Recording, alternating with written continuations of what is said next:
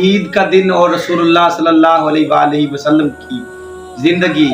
ईद का दिन था। अम्मा आयशा पूछती हैं, या रसूलुल्लाह हमारे पास तो खाने के लिए कुछ भी नहीं है, और ईद का दिन है तो मेहमान आते हैं, और जब कोई मेहमान आएगा, कोई साइल आएगा, तो आपकी तो फितरत है कि आप किसी भी मेहमान को, किसी भी साइल को खाली हाथ वापस नहीं लौटाते। हुजूर हम क्या देंगे? अगर कोई आएगा, कोई साइल आएगा तो हम क्या देंगे? अम्मा आयशा ये सवाल कर रही हैं। हुजूर उनकी बात, उनकी परेशानी को सुनते हैं और जल्दी से वुजू फरमाते हैं। वुजू फरमा के हुजूर मस्जिद तशरीफ ले जाती हैं। कुछ ही देर के बाद नमाज से वापस आते हैं।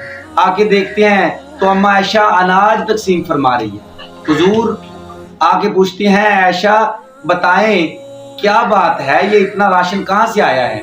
अम्मा आयशा कहती हैं, ये सारे का सारा राशन हजरत उस्मान गनी ने भेजा है। हुजूर खुश होते हैं और साथ में पूछती हैं, आयशा क्या बाकी अज़वाज मुतहरात के पास भी भेज दिया है?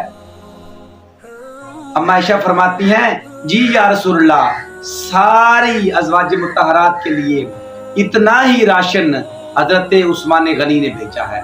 हुजूर खुश होते हैं और दुआ फरमाती हैं, ऐ अल्लाह मैं उस्मान से राजी हूँ, ऐ अल्लाह तू भी उस्मान से राजी हो जा।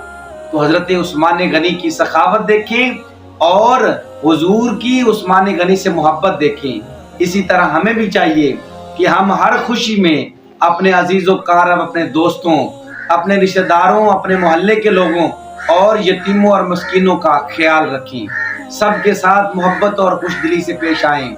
जब आप चले जाएंगे तो आपके किरदार को याद रखा जाएगा, और याद रखें किरदार ऐसे बना के जाएं कि आपके जाने के बाद भी लोग कहें कि वो चला गया अपने चमन में खुशबू बखेरने, वो जिस चमन का फूल था वो आशिक़े रसूल था, वो जिस चमन का फूल था वो आशिक़े रसूल था।